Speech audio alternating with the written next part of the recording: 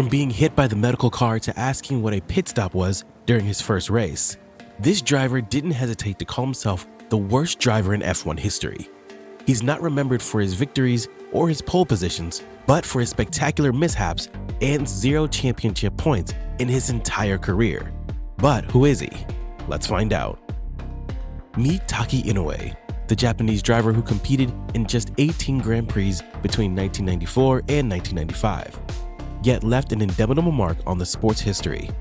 Born in Kobe, Japan in 1963, young Taki was far from the typical racing prodigy. In fact, by his own admission, he knew absolutely nothing about the sport when he first set his sights on it. "I never had seen a race," Inoue confesses. "I didn't even know what a pit stop was." His introduction to motorsports came in the form of a trading card featuring James Hunt, the 1976 world champion, known for his flamboyant style as much as his driving skills. Intrigued by the glamorous world depicted on that small piece of cardboard, Inoue asked if any Japanese had ever raced in Formula One. The answer he received was a flat-out impossible for Japanese. For most, this would have been the end of the dream. For Taki Inoue, it was a challenge. Without having second thoughts, he went to the UK. It was his first time on a plane, mind you, to pursue a career in motorsports. "This is my first airplane, my first trip outside Japan," Inoue recalls. "I don't even know how to get into the plane. When they are serving the food, I ask them, 'How much is it?' They say, 'No, you don't have to pay.' Upon arriving in Heathrow Airport, he asked the information desk where he could go to become a racing driver. They directed him to Newmarket, home to the infamous racetrack. Interestingly, they pointed him to a horse racing track, not cars. Inoue, none the wiser, hopped on a national coach and found himself in the heart of British horse racing country. Though this could be heartbreaking for several after this, for him, it was just the beginning. Undeterred, he enrolled in a racing school at Centerton, competed in Formula Ford, and eventually returned to Japan to race in Formula 3.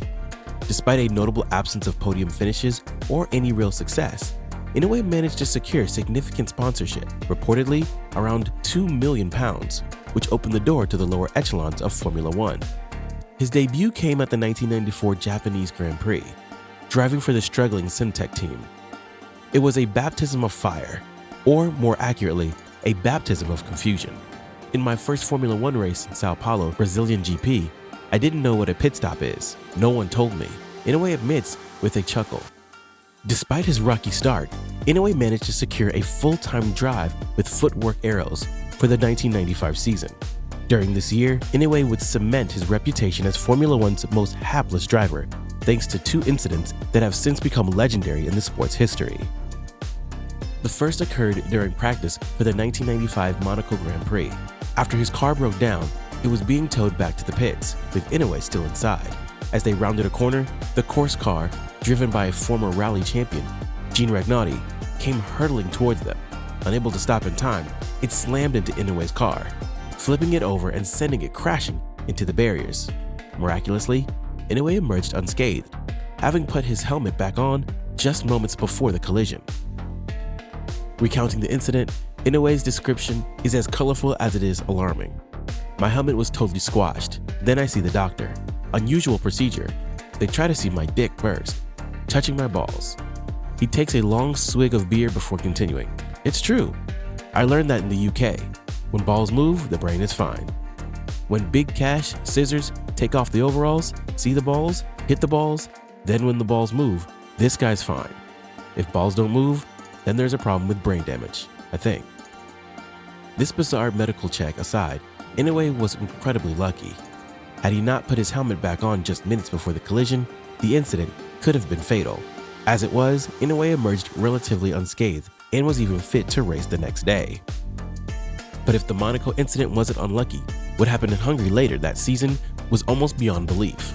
On lap 13, Inoue's engine caught fire, forcing him to pull over to the side of the track. Frustrated by the slow response of the marshals, Inoue decided to take matters into his own hands. He jumped out of his car, ran to the barriers, and grabbed a fire extinguisher. As he turned back towards his burning car, fire extinguisher in hand, Inoue failed to notice the medical car speeding towards him across the grass. In a moment that has since been viewed millions of times on YouTube, the car slammed into Inoue, sending him flying through the air. In Inoue's words, "Bang!" Someone hits me very hard, but I landed on my feet. Very good. Perfect landing. I think 9.99. Despite his initial bravado, Inoue collapsed moments later, having suffered a broken leg. The aftermath of the incident was almost as absurd as the collision itself. Instead of being immediately airlifted to a hospital, Inoue was forced to wait until the end of the race. I expect the helicopter to take me to hospital, Inoue recalls. F1 race director Charlie Whiting, who informed him that using the helicopter would mean stopping the race. Sorry, Taki, Whiting reportedly said. We can't use the helicopter, otherwise we stop the GP. You wait until the finish, another hour. But what sets Inoue apart from other unsuccessful drivers is his remarkable self-awareness and sense of humor about his shortcomings. He frequently jokes about his lack of talent on social media, particularly on his popular Twitter account, where he describes himself as the worst F1 driver ever. I'm the worst Formula 1 driver of all time, Inoue proudly claims. No doubt about it, haha. His self-deprecating humor, combined with his willingness to share outrageous stories from his brief F1 career, has earned Inoue a cult following among fans of the sport. But how did Taki Inoue, a driver with such limited success and so many mishaps, even make it to Formula 1 in the first place? The answer lies in the controversial world of pay drivers. While Inoue denies being the first pay driver in F1 history, he freely admits that his ability to secure sponsorship was the key to his seat. Every single driver is a sort of pay driver, Inoue argues. Schumacher, Alonso, yes, Alonso gets a driving fee, but how much does Santander pay to Ferrari? What I did was the same. The only difference is that I was not good enough to drive in F1. This brutally honest self-assessment is characteristic of Inoue. Unlike many athletes who cling to excuses or blame external factors for their failures, Inoue is refreshingly candid about his limitations as a driver. Look carefully at how they look now, Inoue says of modern F1 cars. They're not cars, are they? They must be faster, but is that the most important thing? I don't know. They look like Corvettes or Mustangs, those American muscle cars. I prefer slightly more refined cars. Inoue's preference for more refined cars is ironic, given his struggles with the relatively simpler F1 machines of the mid-1990s. But his comments highlight an important point. The sport has changed dramatically since his brief stint at the top level. Despite 0 championship points, Inoue has managed to carve out a successful post-racing career. He now lives in Monaco, not the rich bit, he's quick to clarify, and works as a manager for young Japanese drivers. I'm sort of a family babysitter, he jokes, but his role is crucial in helping the next generation of Japanese talent navigate the complex world of international motorsport. What do you think? Is there still room for characters like Taki Inoue? Or has the sport lost something by becoming so polished and corporate? Share your thoughts in the comment section, and don't forget to subscribe to the channel.